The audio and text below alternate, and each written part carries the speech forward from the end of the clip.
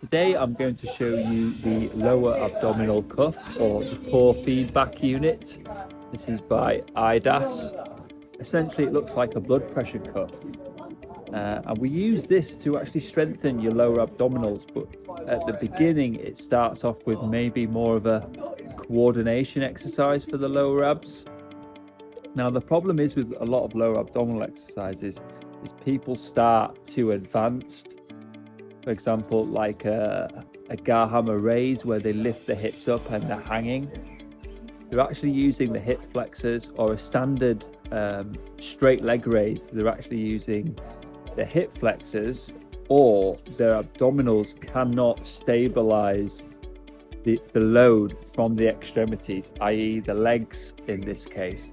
They end up not being able to engage the core enough where they can keep the pressure constant with the lower back. Therefore, they're not actually working the muscles that they're intending to use. So all lower abdominal work should begin with this device here. I'm going to show you how to use it. It will vary depending on the degree of lumbar curve that you have. Most of the people I do it with are at 60. So basically how that works is you lie down onto your back and you put the cuff underneath you at the level of the belly button. So that's the L3 vertebrae, that's the apex of your lumbar spine. So we put it under there, and then we inflate the cuff. So I'm doing here to around 60 mmg.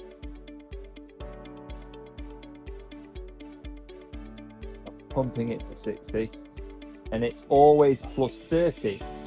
So essentially what we've got to do to start off with the coordination exercise is to breathe in,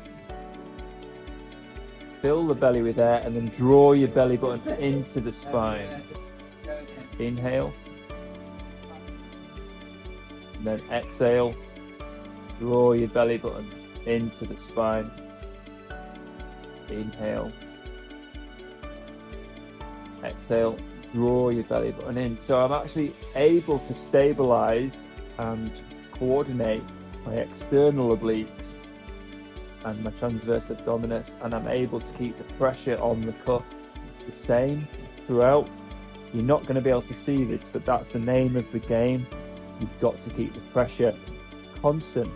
So the basic coordination exercise is inhale, exhale, draw your core in, and keeping it around 90. So it's always plus 30 from where you inflate it from. Inhale and exhale, always drawing in. So you've got to always keep the pressure on the cuff with your lower back. So you've got to bring your belly button in towards the spine, and then inhale, filling the belly with air, exhale, core comes in.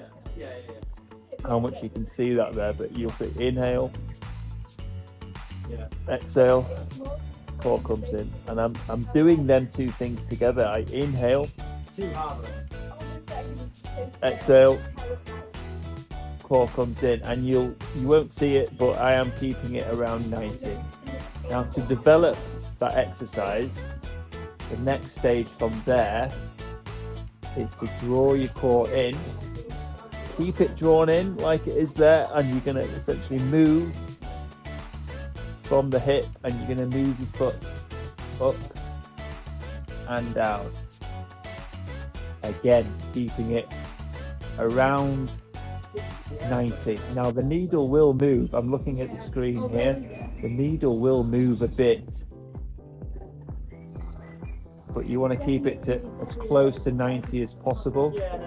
I say usually if people can keep it 10 below or 10 above, so if you're aiming for 90, 80 is the minimum, 100 is the maximum. So once you've managed to do, say, 10 to 12 repetitions each side, what you can do is then move your feet out further. So I'm moving the feet out further And now the movement is bigger. So the extremities, the lever arm of the extremities increased, and I'm having to work my lower abdominals much more. And again, you go for 10 to 12 each side.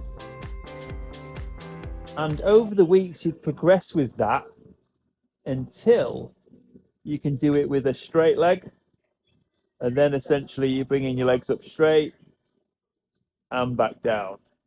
You're bringing your leg up straight and back down. And then once you've progressed through that, and you can do that, keeping that on 90 as you're coming up and down, you can then bring it all the way back to the beginning and then do 2 legs at once. And then work your way down again and go through the same process. And until you get to completely straight. And that would be your end goal. Now, most people do find it difficult to get to that level. It does take a lot of work and a lot of strength. But that is the foundation of certainly your lower abdominal work. What some people will find is when they lift their legs up straight, like this, is that the gauge goes really high up. That's because your hamstrings in relation to your lower back are tight. That's okay, but you need to work on the lowering phase. So as you bring your legs back down straight towards the floor, work on keeping that on 90. Like I said before at the start, most people will pump it up to 60 and then go plus 30. But some people are okay on 40. Like I said before, it depends on your lumbar curve. So if you've got a severe lordosis, you'd probably start on 40 and then it's plus 30. So you'd be aiming for 70 with those exercises. If you got a bit of a sway back or a flat back type posture and you need the curvature in your lower back, then you will start on 60 and go to plus 30, so 90. It's always plus 30. It kind of takes a lot of playing around with, and you need the one-to-one guidance. So there's only so much I can do on a video, but hopefully that gives you a really good insight into lower abdominal work and why you must start with this device before you start with any of the other exercises where you end up working your abdominals too much in terms of the rectus abdominis. You're not working your internal core muscles, your deeper layered core muscles, and you're not using your hip flexors. They're not taking over the role of the lower abdominals, because that creates all kinds of issues and postures, etc. There you go. I hope you enjoy, and we'll see you soon.